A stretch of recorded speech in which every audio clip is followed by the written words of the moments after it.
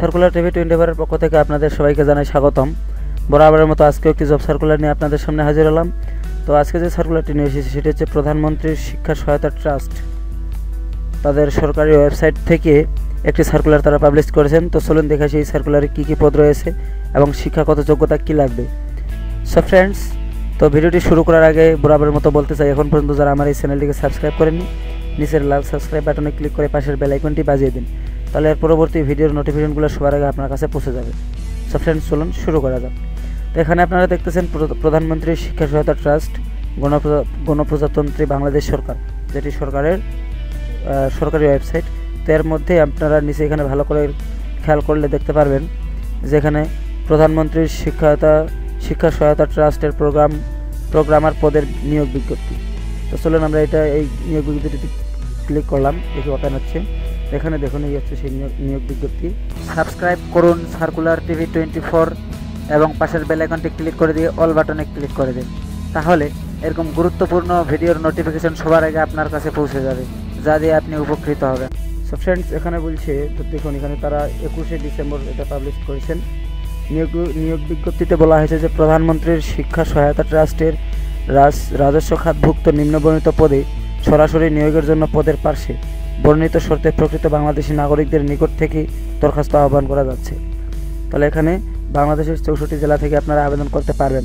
তো পদের নাম হচ্ছে প্রোগ্রামার, যার 2015 জানুয়ারি বেতনের গ্রেড হচ্ছে 6 এবং বেতন স্কেল হচ্ছে 35,500 থেকে শুরু করে 67,010 টাকা। পদের সংখ্যা হচ্ছে একটি এবং বয়স হবে 13/1/2021 সালে জানুয়ারি মাসের 13 তারিখে সর্বোচ্চ 35 বছর হতে হবে, অর্থাৎ 35 বছরের মধ্যেই প্রার্থীর হতে হবে, 35 বছর অতিক্রম করা যাবে না। তারপরে শিক্ষাগত যোগ্যতা যেটি লাগবে সেটি হচ্ছে কোনো স্বীকৃত বিশ্ববিদ্যালয় হতে কম্পিউটার সায়েন্স অথবা কম্পিউটার সায়েন্স অ্যান্ড ইঞ্জিনিয়ারিং অথবা ইলেকট্রিক্যাল অ্যান্ড ইলেকট্রনিক্স ইঞ্জিনিয়ারিং অথবা ইনফরমেশন অ্যান্ড কমিউনিকেশনস টেকনোলজি সংশ্লিষ্ট বিষয়ে অনন্য দ্বিতীয় শ্রেণী বা সমমানের সিজিপিএ সহ 4 বছর মেয়াদী স্নাতক বা সমমানের ডিগ্রি থাকতে হবে। কোনো সরকারি অথবা স্বায়ত্তশাসিত অথবা আধা স্বায়ত্তশাসিত অথবা সংবিধিবদ্ধ প্রতিষ্ঠানে সিনিয়র কম্পিউটার অপারেটর অথবা সহকারী প্রোগ্রামার অথবা সহকারী রক্ষণাবেক্ষণ প্রকৌশলী হিসেবে অনন্য 4 বছরের চাকরি অভিজ্ঞতা থাকতে হবে। এবারে শর্তাবলী যেটা বলছে, যে কোনো সরকারি স্বায়ত্তশাসিত আধা স্বায়ত্তশাসিত সংবিধিবদ্ধ প্রতিষ্ঠানে কর্মরত প্রার্থীদের যথাযথ কর্তৃপক্ষের মাধ্যমে আবেদন করতে হবে। লিখিত ও মৌখিক পরীক্ষায় অংশগ্রহণের জন্য কোনো প্রকার টিএডিএ প্রদান করা হবে না। এই নিয়োগ বিজ্ঞপ্তি সম্পর্কিত যে কোনো সংযোজন যদি থাকে তার নিজস্ব ওয়েবসাইট www.pmeat.gov.bd এই ওয়েবসাইটে পাওয়া যাবে। আবেদনপত্র পূরণ সংক্রান্ত শর্তাবলী হচ্ছে যে পরীক্ষায় অংশগ্রহণে ইচ্ছুক প্রার্থীগণ http://pmeat.teletalk.com.bd এই ওয়েবসাইটে আবেদনপত্র পূরণ করতে পারবেন। তো আবেদন শুরুর তারিখ হচ্ছে 20 সালের ডিসেম্বর মাসের 24 তারিখ সকাল 10টা থেকে আবেদন শুরু হবে এবং আবেদন শেষ হবে 2021 সালের জানুয়ারি মাসের 13 তারিখে বিকাল 5টায়।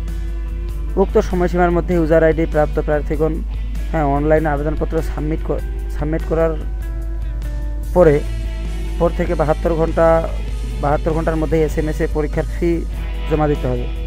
তারপরে অনলাইনে আবেদনপত্রে প্রার্থী তার স্বাক্ষর, দৈর্ঘ্য হচ্ছে 300, প্রস্থ হচ্ছে 80 পিক্সেল এবং রঙিন ছবি 300x300 পিক্সেল করে নির্ধারিত স্থানে আপলোড করবেন।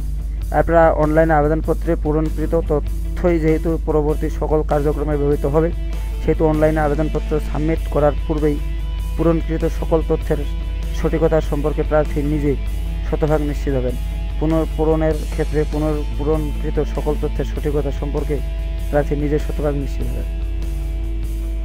প্রার্থী অনলাইনে পূরণকৃত আবেদনপত্রের একটি প্রিন্ট কপি পরীক্ষা সংক্রান্ত যে কোনো প্রয়োজনের সহায়ক হিসেবে সংরক্ষণ করবেন, অর্থাৎ যে অ্যাপ্লিকেন্ট কপিটি পাওয়া যায়।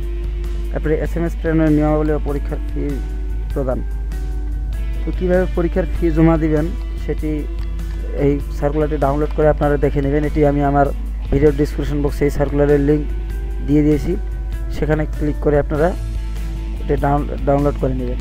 তো এখানে চার্জ শো বলছে কি যে কোনো টেলিটক প্রিপেড মোবাইল নাম্বারের মাধ্যমে 2টি SMS করে প্রোগ্রামার পদের জন্য পরীক্ষার ফি বাবদ টেলিটকের সার্ভিস চার্জ সহ মোট 778 টাকা অনধিক 72 ঘন্টার মধ্যে জমা দিতে হবে।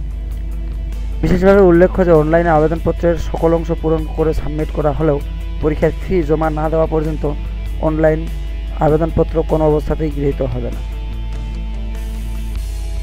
তারপরে বলছে যে মৌখিক পরীক্ষার সময় সকল সনদপত্রের মূল কপি প্রদর্শন করতে হবে এবং পূরণকৃত অ্যাপ্লিকেন্ট কপি সহ সকল সনদপত্রের সত্যায়িত ফটোকপি দাখিল করতে হবে। এছাড়া ইউনিয়ন পরিষদ অথবা পৌরসভা অথবা সিটি কর্পোরেশন কর্তৃক প্রদত্ত নাগরিকত্ব সনদ প্রদান করতে হবে।